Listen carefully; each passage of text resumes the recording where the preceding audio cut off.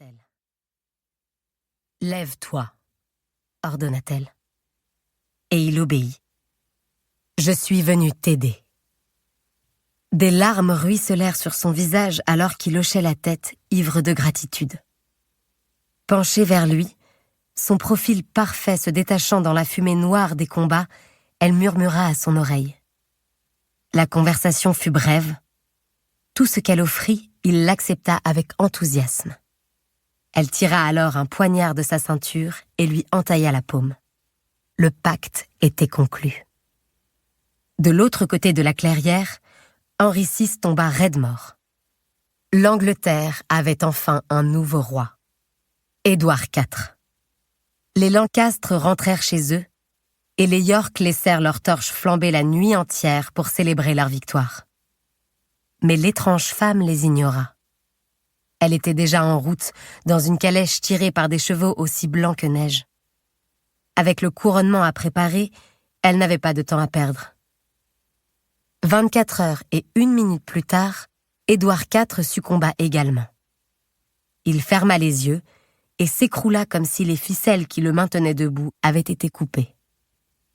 Elle avait promis à Édouard qu'il deviendrait roi, mais sans préciser combien de temps. Alors, la reine Maurienne des autres s'installa sur le trône dans le palais de Hampton Court, un sourire paisible aux lèvres et une couronne sur la tête. Ceux qui osèrent lever leurs mains ou leur épée contre elle se retrouvèrent incapables de bouger, comme si l'acte lui-même était interdit. La guerre était terminée et l'Angleterre avait une nouvelle reine. Immortelle, inaccessible, inévitable. Maintenant. Chapitre 1. Londres, février 1848.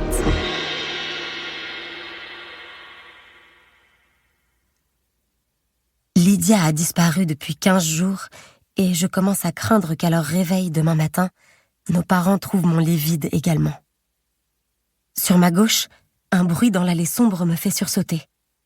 Mais ce n'est qu'un rat affairé dans un tas de déchets. J'ai traversé en tremblant la ville sur plusieurs kilomètres. Il m'a fallu ignorer les importuns et enjamber les mendiants à moitié morts.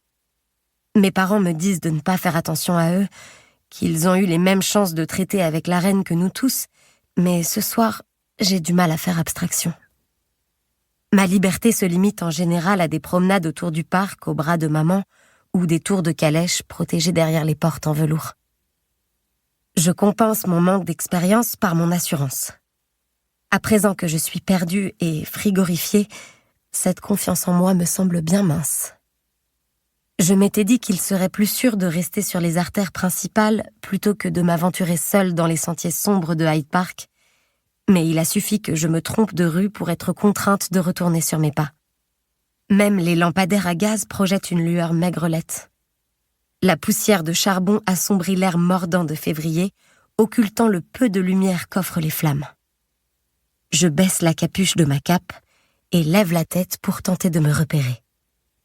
Cassiopée devrait être au nord, seulement le scintillement des étoiles est trop faible. Une larme solitaire s'échappe du coin de mon œil pour couler dans le creux de mon oreille. Je fouille la chambre de Lydia depuis des jours, en quête d'un indice sur sa disparition.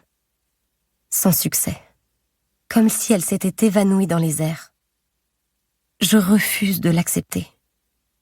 Ce soir, dès que maman, papa et le peu de domestiques qu'il nous reste sont allés se coucher, je me suis emmitouflée dans ma cape, avec l'épaisse écharpe de papa autour du cou, et je suis sortie dans la nuit. Je ne saurais dire si c'était du courage, à l'instar de celui des chevaliers, nobles et soupirants dans les histoires que Lydia et moi lisions enfants, ou si j'avais juste envie de ressentir autre chose que la terreur folle qui s'est emparée de moi depuis la disparition de ma sœur. Selon la police, soit elle s'est enfuie, soit elle est morte, mais je n'y crois pas. Elle m'aurait averti de ses intentions de s'enfuir, et je le sentirais si elle était morte. Il n'existe aucun univers dans lequel le cœur de ma sœur cesserait de battre et où le mien continuerait comme si de rien n'était. Mon souffle se dessine dans l'air alors que je m'en... Pour continuer à écouter ce livre audio gratuitement, cliquez sur le lien dans la description et vous pourrez l'écouter en entier sans frais grâce à l'essai de 30 jours d'Audible.